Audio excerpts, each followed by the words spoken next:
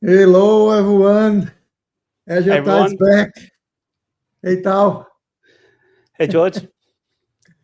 It's great to have you here, and I think we have great news for the community. Not just we're starting recording on Azure Tab, but you can see the name here. Azure Tide is still with me all the time, and we're going to talk about a new open source project that Tao just released. Tao now is working for Microsoft, not just MVP anymore. He's working for Microsoft as a full-time employee, and he created a new project called Azure Policy Lens. Tell me, what's Azure Policy Lens, Tao, and how is that going to help the Azure community to managing look like policies? Thanks for having me, George. So Azure Policy Lens is a automated policy documentation and reporting tool. I've been quietly working for the last 12 months. So before I joined Microsoft. Um, so initially, this one was a requirement a customer asked for, and then I wanted to continue building for it because I know there's a gap in the Azure Policy offering, and I've heard a lot of people asking for a better reporting and a better documentation tool for the Azure policies in their environments. So that's why I've created this project to automatically creating policy documentation and compliance reporting for your existing Azure environment. Um, yeah, that's pretty much well, from high level view. That's what AzPolicyLens is. Yeah, that's great. That's something really I don't think we have yet. We have a gap there where we have all those policies. You don't know exactly what's applied or not, and then having these policy lanes, creating these reporting, telling us everything that's being applied is Yeah, something that some people have developed themselves, and now we have an open source project that everyone, like, if you see the project and you see any gap, just open an issue and let us know, let Tao know that we can work on that. But let's share your screen, Tao, and start talking about more in details. yep. Thanks, George. So as you can see that the GitHub repo, you can access that from aka.ms/AzPolicyLens. Um, so I'll just give you some challenges and what problems I'm trying to solve here. So I've heard a lot of customers complaining about there's a lack of policy visibility into policy configurations, and there's no reliable reporting. Policy compliance are not being monitored, and a lot of people ask for dashboards for Azure policies, and there's no. There also, or you also find inconsistent, overlapping, incorrect policy definitions all the time. And when you see a policy is not compliant, it's very hard sometimes to identify the root cause of the issue. And also from the application team who's consuming the landing zone, um, there's no offering, native offering for the app team um, to understand what policy has been applied to their landing zones and how should they configure their actual resources to align with the policy restrictions. So basically, this one can be a service offering from the cloud, the platform team, or like from organization-wide. Um, be part of the service offering for the application team is to create a tailor-made uh, wiki just focusing on their landing zone and nothing else, right? So um, that's what we what I try to solve the problem. And also the other issue is I heard a lot of cloud platform engineers when they develop policy resources. Um, One part of the task is that everyone, um, a lot of the big organizations are trying to do is to map your security control um, into each policy. right? For example, ISO 27001 or PCI or NIST, depending on what the what your organization has adopted. Those platform engineers are not often not from a security background, so for them sometimes it's really hard, and they don't have the information they need to actually map the policy controls into the security frameworks. So this policy documentation can also be used as a library to help the platform teams to map the controls. So there's a capability that you can suck in all the security controls mapping controls, each detail, the details for each control into this policy wiki, and you can use that as a library when you do the mapping. And also, I've seen few customers that have internal controls, the controls they developed in-house, which is not publicly available. Natively in Azure Policy, in Azure Portal, you cannot create your own control in Azure. So in that case, it's very hard. Even if you do a mapping with a code, with your policy, there's no details for that particular control because it's internal. It's not an industrial standard. So in this policy, in AzPolicyLens, I've also solved the problem by allowing you to import your own internal controls into the wiki. And so when we generate the documentation, is treated exactly the same way as the building controls like ISO or PCI or so on, right? So yeah, that's the problem I'm trying to solve based on what I heard from the projects I've been over the last few years. So AzPolicyLens is an automated solution under the hood. It runs on a CI/CD pipelines. So it supports Azure DevOps or GitHub Actions. So in Azure DevOps, the Azure DevOps version of the pipeline can publish the wiki into a Azure DevOps code wiki, whereas the GitHub Action workflow can publish to the GitHub wiki. There's some differences between Azure DevOps and the GitHub wiki in terms of the markdown syntax and the folder structures and so on. So that's why the two actually they look very similar, but there's some small differences. But in terms of information, everything is exactly the same.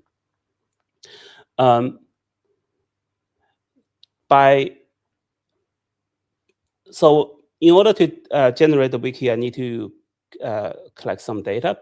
Under the hood, the data discovery phase, all it does is running few Azure resource graph queries. So you don't actually need privileged access, right? So all you need is a reader role on the on the management group level where you're targeting the discovery, and that's all you need.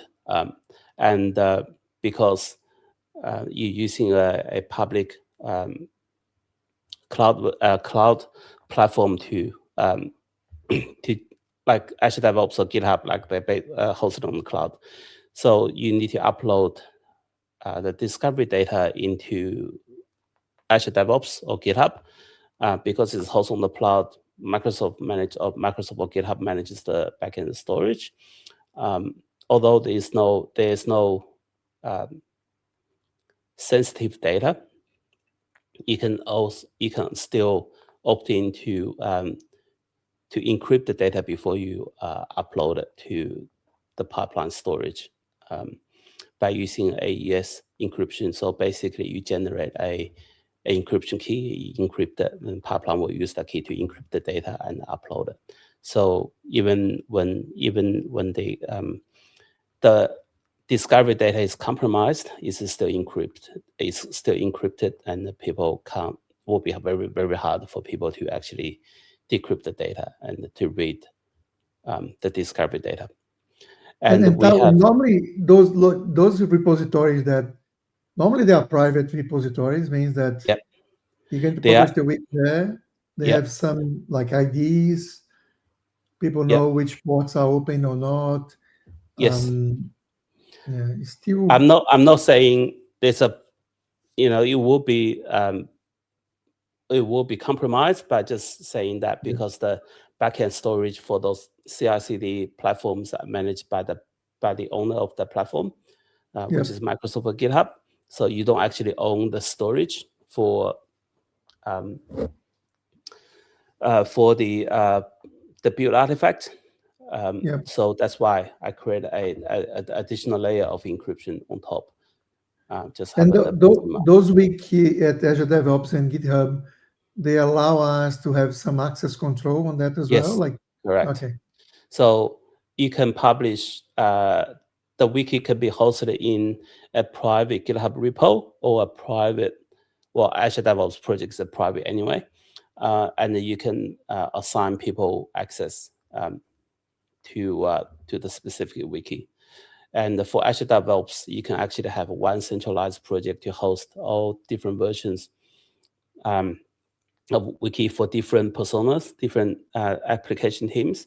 And the RBAC level is very granular, that you can actually grant people access to the specific wiki, since you have multiple wikis in the same project. So it's very, very granular. People can't see. Team A cannot see Team B's wiki. So you could do by subscription, by management group. You can do on all levels. Yep. And each one is going to see only your wiki, and that's great. Yep. Yeah, and we covered that. We have we can. Let's go. Let's see it. Yeah. Yep. We have we can filter the discovery data into like a list of subscriptions or a child management group to satisfy different personas, different teams based on their responsibility. So we touched base on some of this already, and I want to just mention that also I'm doing is I'm running a syntax validation for all the existing policy definitions and initiatives, regardless of whether it's built-in or custom.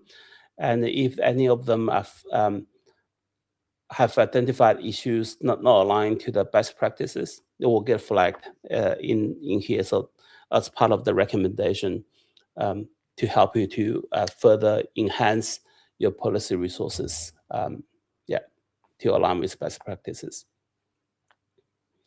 So how it works. So say, for example, I have two environments. One is a dev environment, which is a dev management group, and another one is a production management group. So I'm running a discovery for each management group, representing each environment, right? And then I'll just generate the wiki based on the discovery data. As you can see, I'm generating multiple wikis simultaneously using a matrix job in the pipeline. And then at the end of this pipeline run, you can see that in total 6 copies of the wiki has been generated. And you can run this multiple times a day to ensure that you always have the up-to-date data.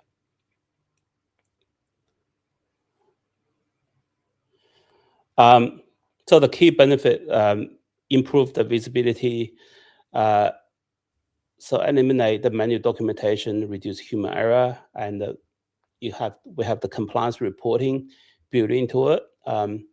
So integrate the internal controls with Azure Policy, you have better collaborations between the application team and the platform team, security team, because everyone's seeing the same data. And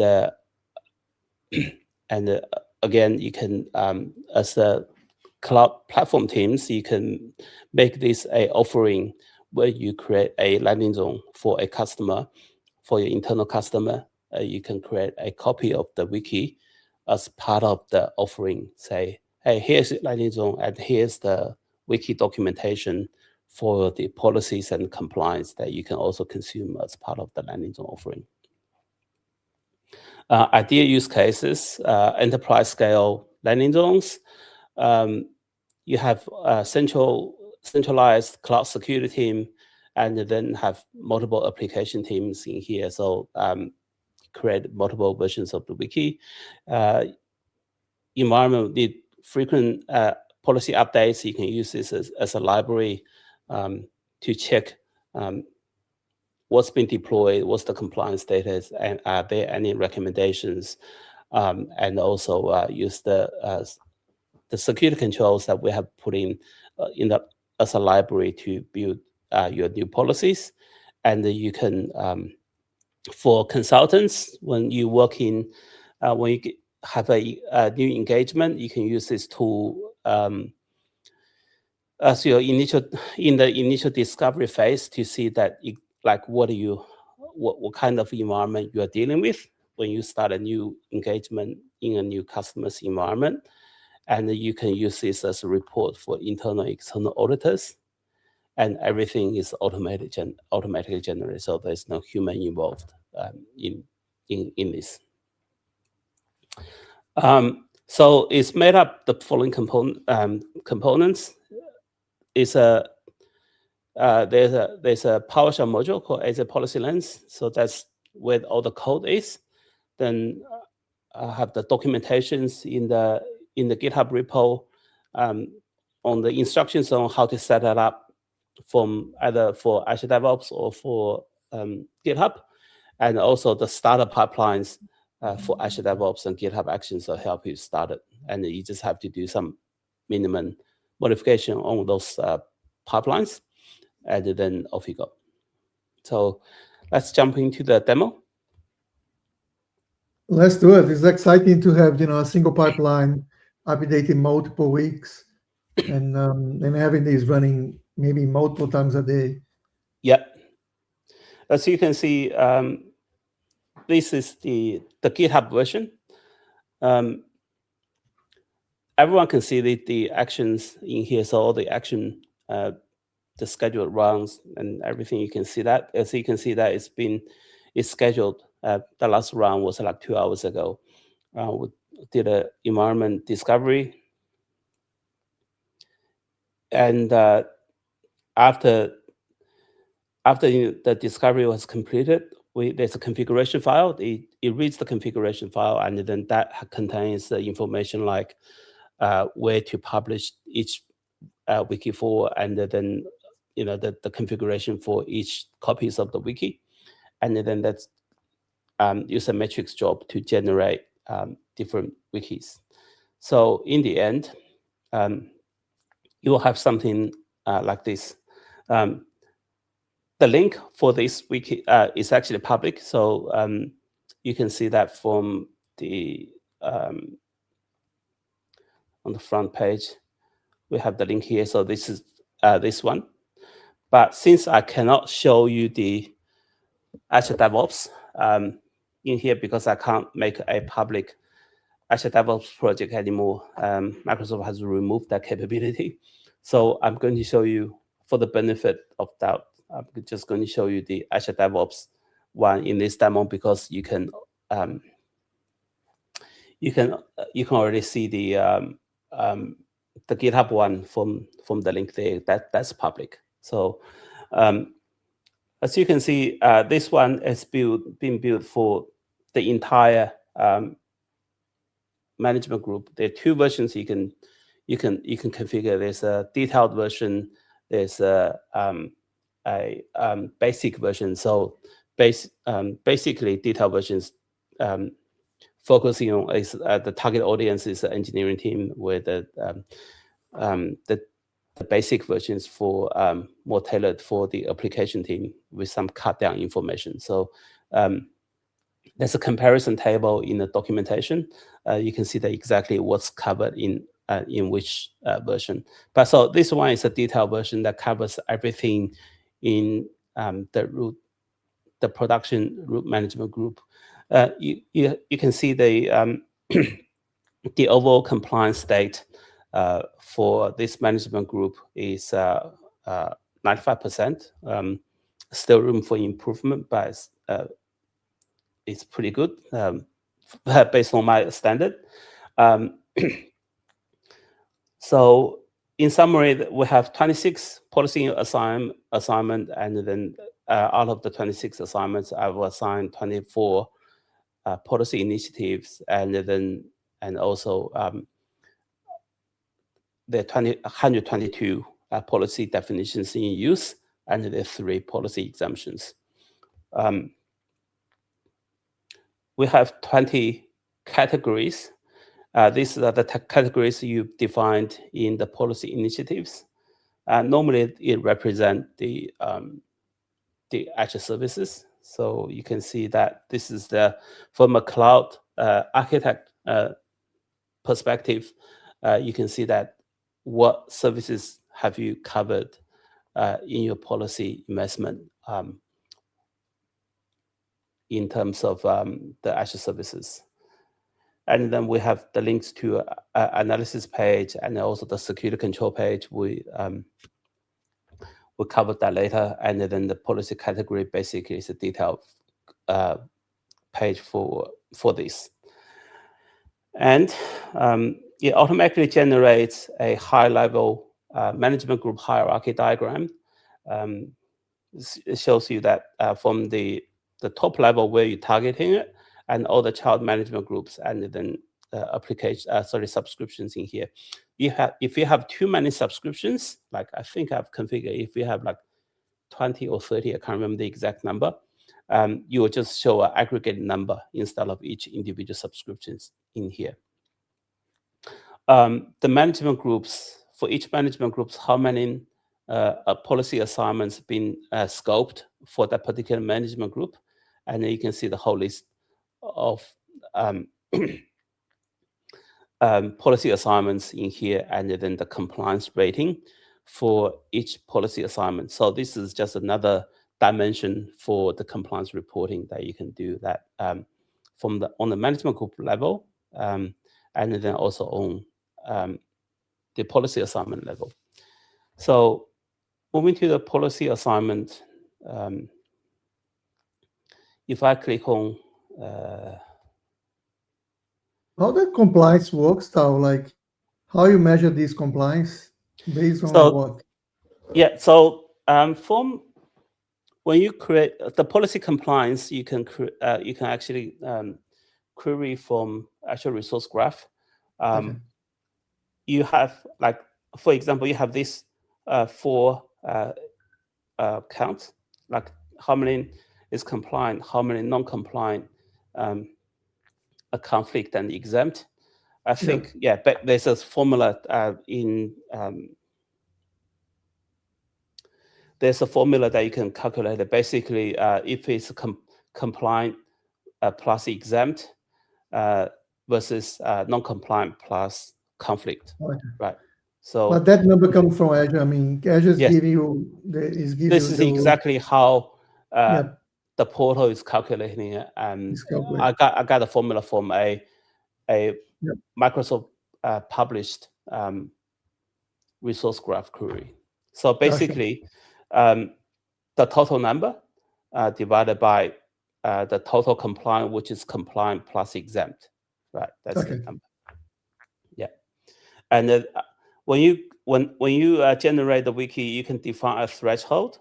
So it changes the color. So I made the threshold to 80%, but you can specify it when you in the pipeline. So, and anything over 80% but below 100 is orange, and below 80 is red. So that's why it's over 80. So that's orange, right? And in here, from the assignment, I can see what related resources we have for this assignment. If there are any exemptions for created for this assignment, it will show up in here. What role assignments have been created because they might have a deploy if no exist or modified policy that requires a role assignment for the policy assignment to actually make changes to an environment. So that's a role assignment has been created for this particular policy assignment, and what the scope, like what the role definition is, and what where's the scope to, and then have the policy, the assignment parameters that's been defined in the policy assignment, and in the policy initiative, and you can click on that to go to the initiative that's being assigning, and the mapping between the parameters you define in the policy assignment to the parameters in the policy initiative. So that's how it's the mapping is done. And the non-compliant messages. So for every member policy in the policy initiative, when I create a policy assignment, I automatically the pipeline I'm using to create a policy assignment automatically populate this, and then have a tailored non-compliant message for each member policies in the policy initiative. So when you when the user gets an error message say, hey, there's a policy violation, your resource cannot be created, and that this non-compliant message will show up in the error message. And the idea being that you can actually just copy paste the message into this wiki and then find out exactly what policy definition is blocking you, right? Yeah. So that can be very helpful. So if I click on the policy initiative in here,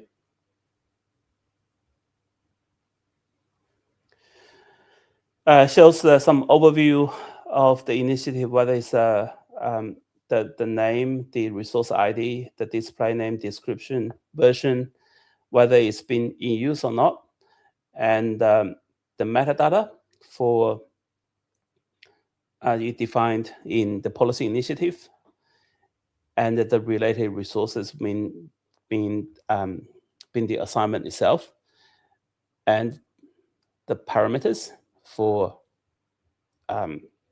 defined in the policy initiative, and the policy definition groups. This is the way you do the security mapping, right? So as you can see, I have two ISO controls in here, and this is internal control, a dummy internal control created for dummy for demo purposes. So I've defined 3 security controls in definition groups, and then I'm mapping all this into each member policy.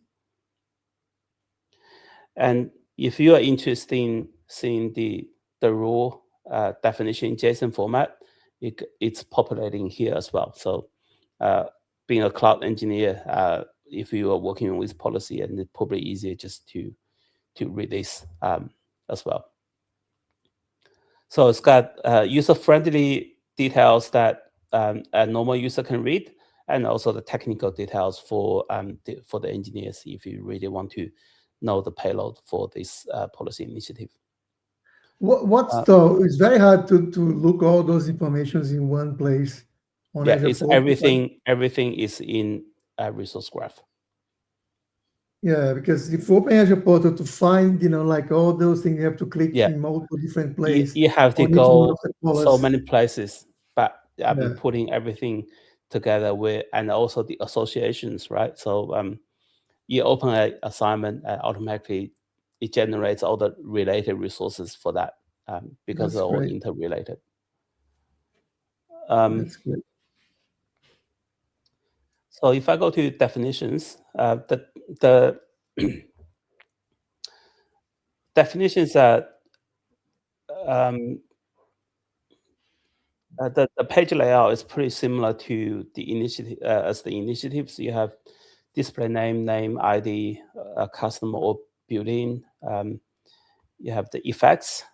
What effects has been is you can specify for this policy, and what's the default effect for that, and whether it's being used or not.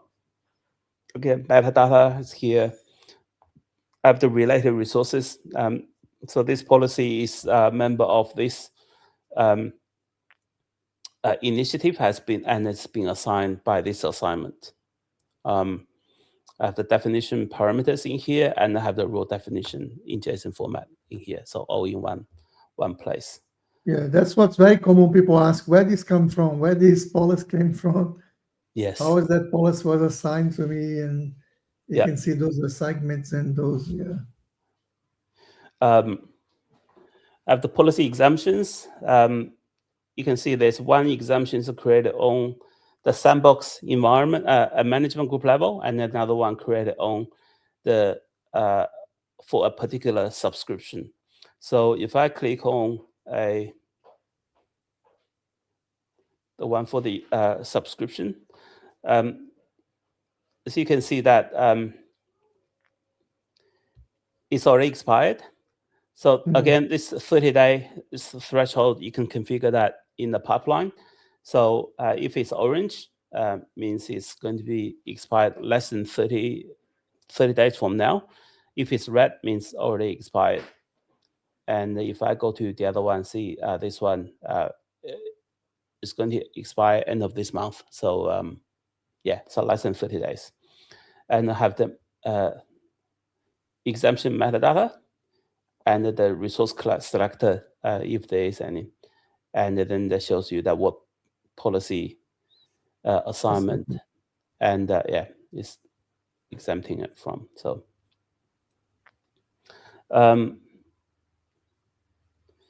security controls. This is where you have you can configure the pipeline to collect, to inventory all the built-in controls. For example, ISO 27001 2013 version. That's it's already, everything is already in Azure, so you can configure the pipeline. Say I want to have all the security controls from this framework to be documented in this wiki, and you can create configure more than one. Microsoft Cloud Security Benchmark. This one's used for the Defender for Cloud initiative, so the building initiative. So I can configure the pipeline to do an inventory for this as well. So for example, for if I just take the first one, for this particular control in ISO, it gives you all the details that I can pull from Azure. So this is the data type for the resource type for this is called policy metadata. So when I collect all this metadata, all this information is available from resource graph.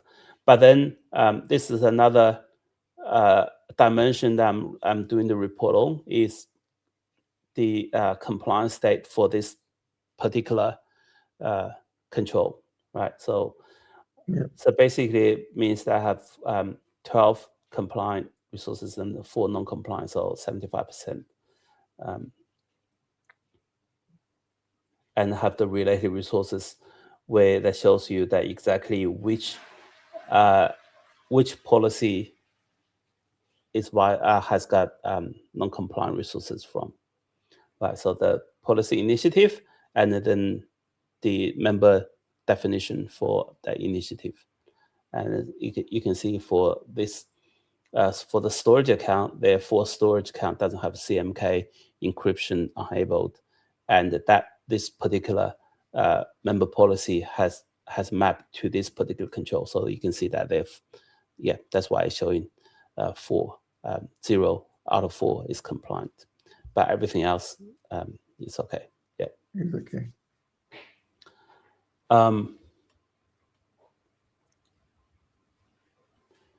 What I like a lot here, Tao, is that was built based on your years of experience, doing Azure policies and things. yeah, So those are things that we struggle when we work together as well, like yeah, in projects where I could not see that, and yeah. that's great. So one of the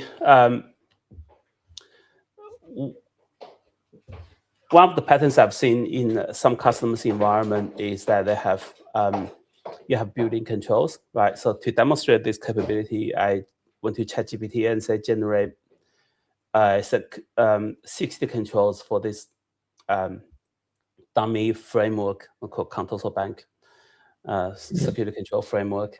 And so it generated 60.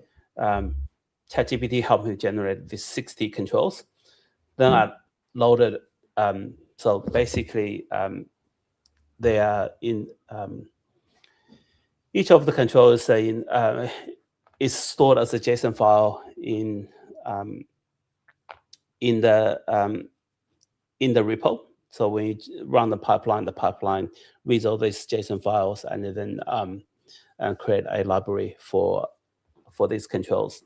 But the good thing is that if you map any of these controls into your policy definitions, policy initiatives, then you can report on it. Right? For example, this one, for the tagging standard I've used in the tagging policy, and then I can report on the compliance status and have the related resources exactly the same as the built-in policy metadata, like ISO controls.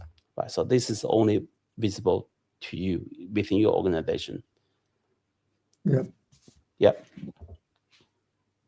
And how the way that you work these days to enforce, some security controls? That's one just like telling you what's wrong, but Yeah. is So you have anything at the moment that you work to enforce? You have to do the mapping if that's what you're asking. For example, you map the security controls in the initiative to each member policy, and then you can report on it. So the mapping is very important, and this is something that I want to do in the future. Is maybe create an agent and then feed this data, what's on this wiki, to the agent, and so when you develop policies, and automatically help you to do all the mapping for the policy that you are trying to develop. For example, if you have like two to three frameworks that you need to follow, and then for each of these policies, you can map to one or more controls into different frameworks. For example, this one, I got ISO control and also the internal controls mapped. So, but this is a very time-consuming based on my experience. I want to do something, hopefully use AI to help me to do the mapping in the future. Something I want to do in the future. So before we get to that, we'll show you the subscription. So again, the hierarchy, and you see the subscription list, because this is my lab, so it's pretty, I've only got a few subscriptions, and you can see the compliance rating again for the subscription. There's another dimension you can report on, and then you can see exactly from the management group hierarchy all the way up to the top, right? So this hierarchy is only specific to this particular management group, and you can see exactly where your policy assignments from. So from the root management group, I have 21, and then if I have more, then it will show up in here. I think the landing zone probably have more here. Yeah, so the landing zone management group has got one policy assignment as well, and you see a list of all the policy assignments applicable to to your subscription. So this view is very helpful for the application team when you provision a subscription for them. Say, here you go, this is your landing zone. Go create your resources, and then they can use this page to see exactly what policy assignments have been created. That's impacting the subscription all the way up, from the subscription all the way to up to the top of the chain. And the policy that will be left, because you have management group, we have subscription, and then the team is going to start publishing, the application. Yeah. And the policies that they have to, to apply for the application specifically. You can have security controls to make sure that they be enforced. Yeah. To follow some rules and some security practice. So this is basically their guardrail. Say, hey, whenever you create, you have to align with these policies. And if there are any non-compliant resources, for example, if there's audit policies not compliant, it will show up in here. That the application architect or the application support team can look at it and say, hey, why there's a resources in my subscription that's not aligned with the policy. Do I need to remediate, fix the resources, or do I need to create policy exemptions if there's a legitimate business case for the resource to be configured that way? Yeah, your life is easier now when you have all these things. And yeah. Oh, one thing I haven't shown you is, so let me just go to a policy definition.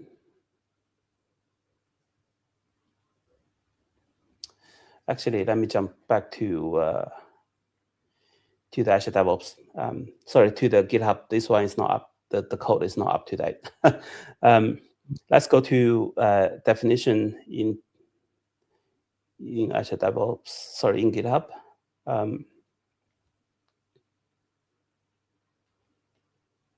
So this is what I'm looking for.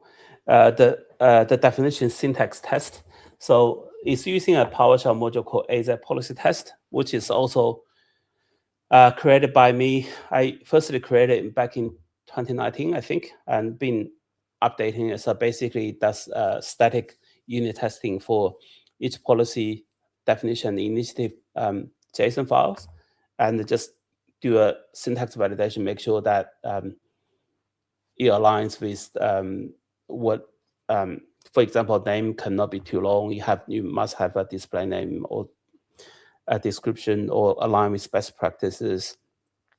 If you have a deploy if not exist policy, you have to have an existence condition, stuff like that. So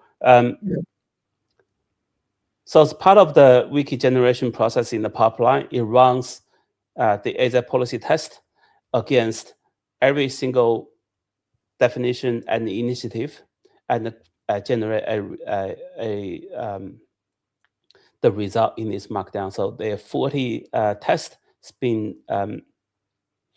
performed for this particular definition, and the number of tests may vary based on different type of definitions, and then pass at the mode, right? So if there's some failed test, it will show up in under the recommendations.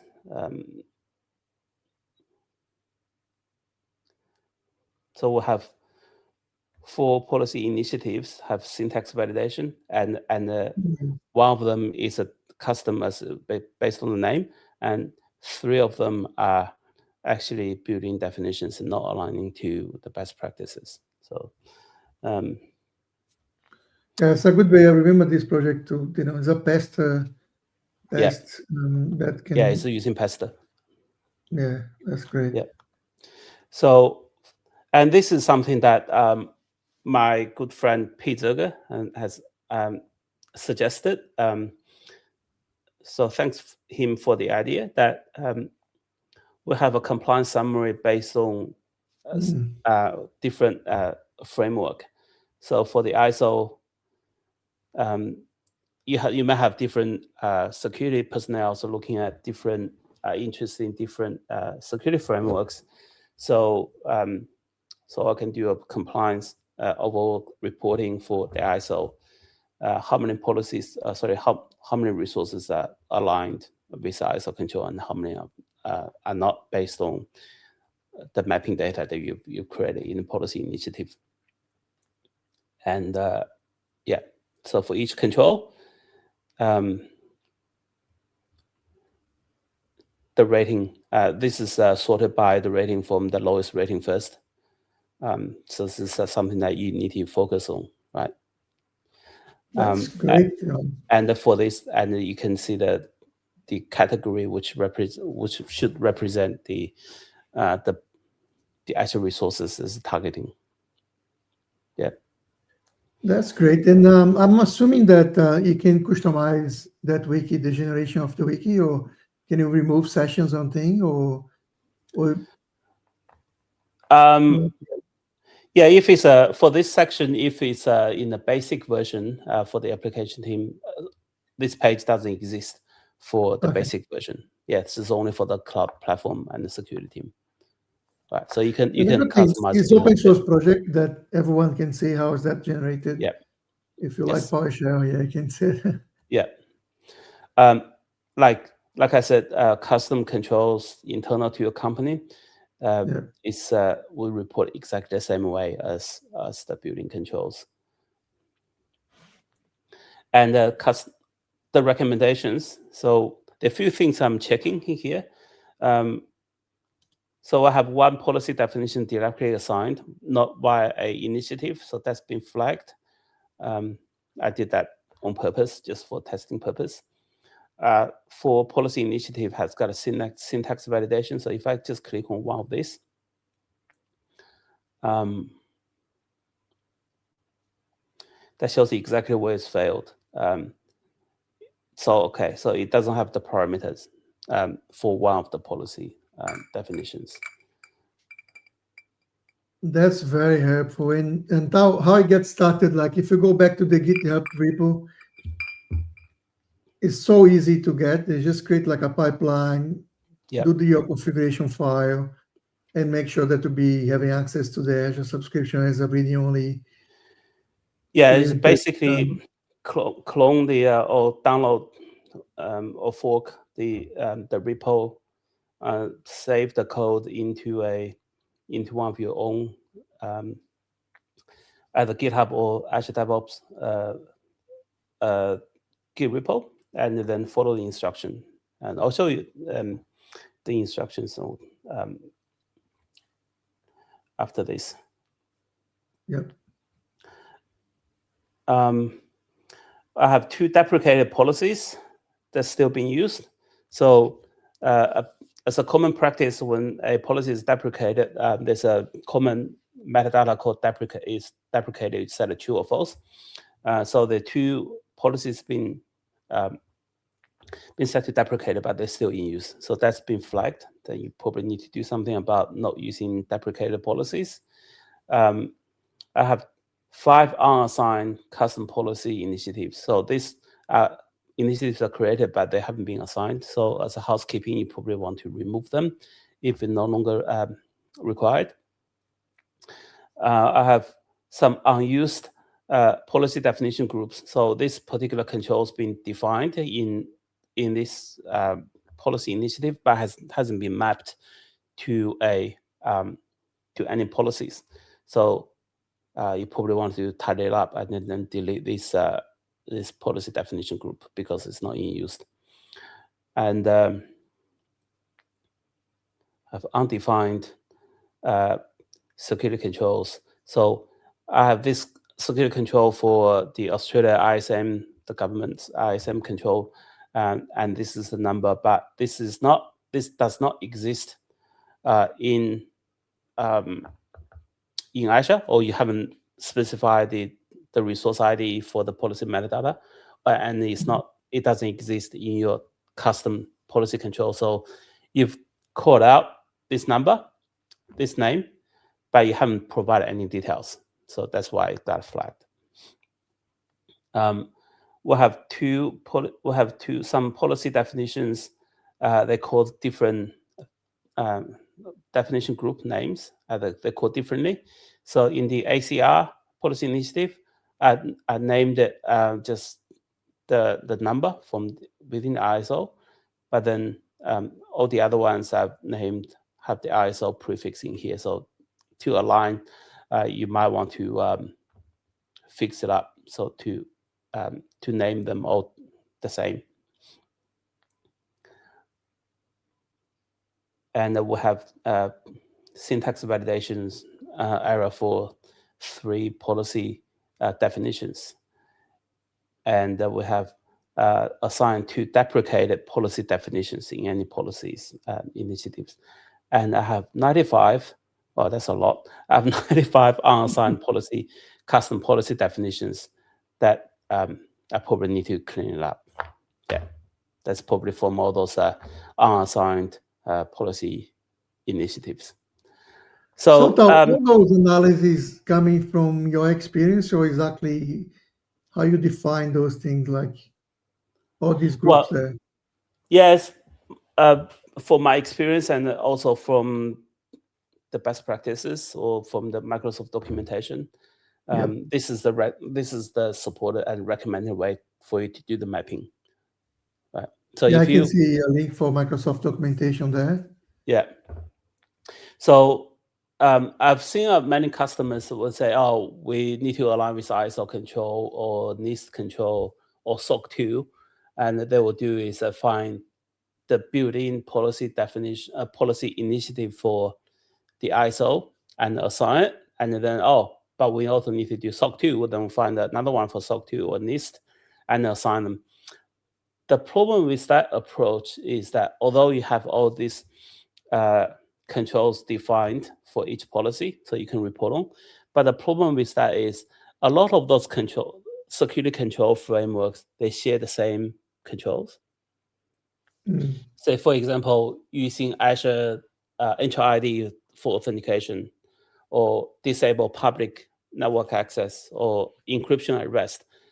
Most of the security control framework will have those controls, but they just have different number. By assigning multiple initiatives based on the security control framework, I can guarantee you that you have duplicated the policies. Right. So if you have one resource that doesn't have public network access disabled, and you basically just triple the non-compliant count because you have 3 different security control frameworks in here. So my recommendation is that create your own policy initiatives, and we've been doing that.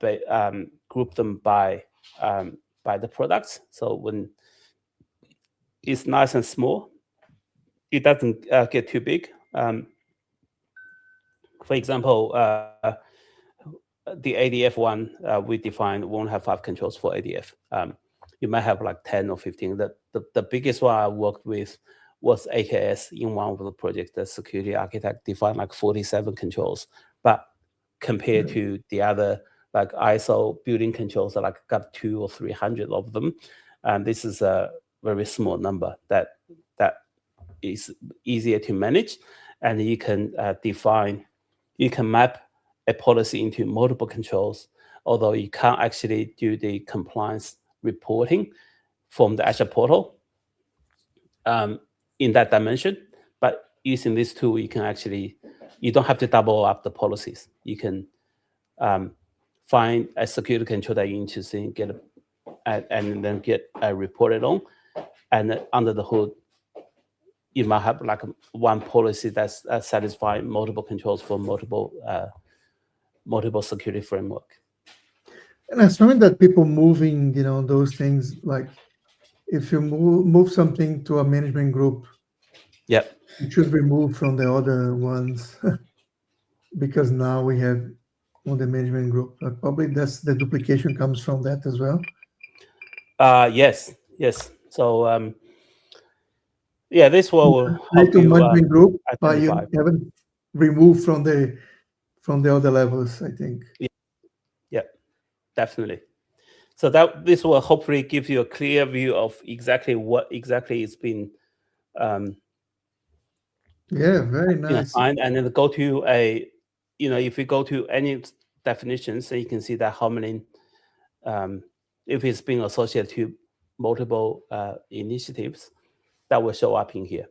All right, so that's very detailed, Tao. I think that's good enough. If you show the GitHub and just quickly how to get started, that would be enough. And so to get we started, come back to another one later.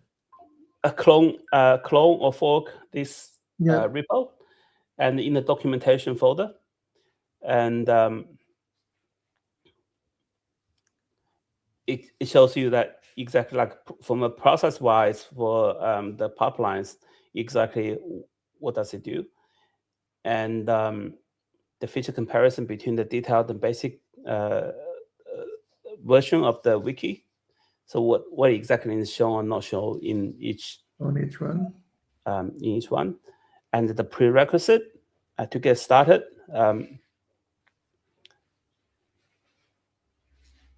And the file structure, and the how-to guide. For example, I want to do Azure DevOps.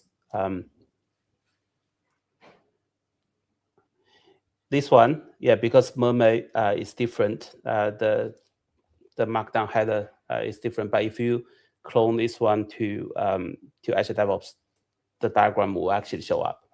In GitHub, it's 3 tilted, but so if you clone this one to Azure DevOps repo, this one will actually show up. You have the prerequisite for Azure DevOps, so software requirements. If you use self-hosted agents, what do you need to install on your agents, and then setup instruction on how to set it up, detailed steps. And it also shows you that you have multiple versions hosted, multiple wikis hosted in the same ADO project. How do you do the RBAC for each team? That's all covered in here. Wow, that's very well documented with screenshots and everything. So yes, I spent a lot of time doing the documentation. I think I spent about a week just making sure documentation is up to date. Yeah, I'm pretty sure that if following those steps, you'll be able to do it. And GitHub is exactly the same. See, that's a diagram that showed up in GitHub for GitHub, and how you create for the GitHub. In terms of like for Azure DevOps, you don't have to use a pet token, but for GitHub, you have to use a token. But using fine-grained token, what permissions you need to specify for the token, and so on. This is all documented. You can use your personal GitHub account, or you can use your a GitHub Enterprise, right? So this is all the same. Well, the only thing I would ask people now is to make sure that they leave like a star for the project. If you like the project, leave a star, and you have issues, open the issues. If you think that you want to see something, different on the week, or you find some bug or something, just open issues. And if you have questions, firstly check the FAQ section first. There's some design decisions and stuff that I've documented in here in the FAQ section. So why is it done this way, not the other way? So for example, why does the environment discovery data needs to be encrypted? You can find the answer here. Why the idea behind why is it done this way? And so before open issue, have a look on the fact here, and then the frequently asked questions. Create the issue, and the issue templates all down in here as well. You have questions. Bug report bug report. It's all down here. That's on Azure, GitHub. Yes. And if you are Microsoft, or you are like MVP or someone from the community that wanna really, and like PowerShell, maybe you can start helping as well. Like if you start to understand how it was done. And I'm not expecting people to actually jump in and contribute code at this stage, but if you want to have a try, give it a try. The two two PowerShell modules, one for discovery, one for the wiki generation, and it can get really big. It's over 10,000 lines of code. I don't know the exact number, but if you want to have a read, here's all the code. It's just way too big to put in one file. Like, for example, this one, the helper for the markdown is like almost 5,000 lines, and then yeah. That's great. Let's keep stop here, and I think we had enough. I don't want to scare people. No, I think you had enough. It was a long video, but was very detailed, and to help people to just really get started and understand everything that's in there. Yes. We pretty much did show the whole week what's in there and how they can use that. So just get started and let us know. Make sure that you also subscribe to the Azure channel. We're going to bring more content now. There's another project that Tao is going to show very soon. So yes. Let me just bring up the other one. We have to do another recording for that, which this is another one that I open source recently. It's called Azure Policy Factory. It's a IC solution for your policy deployment and also testing, integration testing for policy resources. We can cover that in a future video. Another one, just a spoiler here for you to follow and see what, wait for the next one. And leave comments, ask questions on YouTube, leave comments for us, open issues. Tao, thanks a lot. And thanks, George. Thanks for having me.